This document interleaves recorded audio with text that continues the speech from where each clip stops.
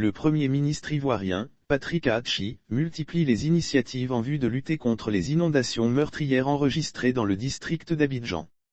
Le jeudi 30 juin 2022, le Premier ministre Patrick Aatchi a échangé avec les maires des 10 communes du district d'Abidjan. Cette rencontre s'est déroulée en présence de certains membres du gouvernement et du ministre-gouverneur du district d'Abidjan. L'objectif était de trouver d'autres solutions aux inondations enregistrées dans le district d'Abidjan.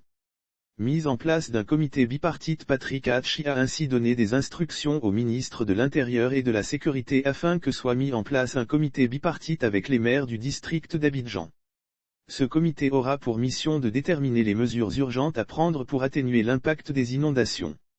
Le comité bipartite a pour mission de déterminer les mesures urgentes à prendre pour atténuer l'impact des inondations. Le Premier ministre a, par ailleurs, annoncé la poursuite de la construction des ouvrages de drainage et d'assainissement dans certaines zones du district d'Abidjan.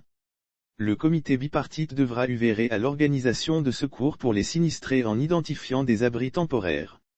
Dans le même temps, le gouvernement avec à sa tête le Premier ministre poursuit les opérations afin de libérer les zones à risque. Les principales causes des inondations ont été évoquées lors de cette rencontre.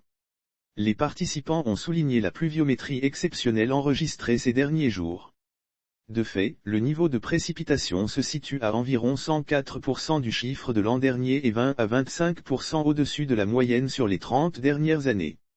Jean-Louis Moulot, directeur général de la Sodexam, avait ainsi parlé de « phénomènes climatiques extrêmes dans la période du 19 au 21 juin » pour décrire les pluies qui se sont abattues sur le district d'Abidjan lors d'une interview le 22 juin 2022 sur les antennes de la télévision nationale.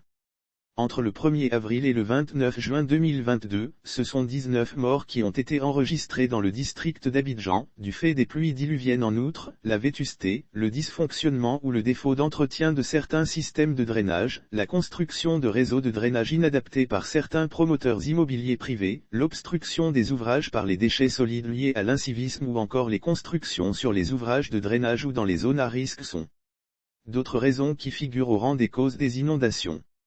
Lire aussi pluie diluvienne, des domiciles d'Akudo à Thiès sous les eaux, les secours lancent un SOS pour rappel, entre le 1er avril et le 29 juin 2022, ce sont 19 morts qui ont été enregistrés dans le district d'Abidjan, du fait des pluies diluviennes de ces derniers jours. D'importants dégâts matériels ont également été constatés du fait de ces inondations. Une situation qui ne laisse pas le Premier ministre sans réaction. D'où le sens des différentes rencontres qu'il initie depuis un moment.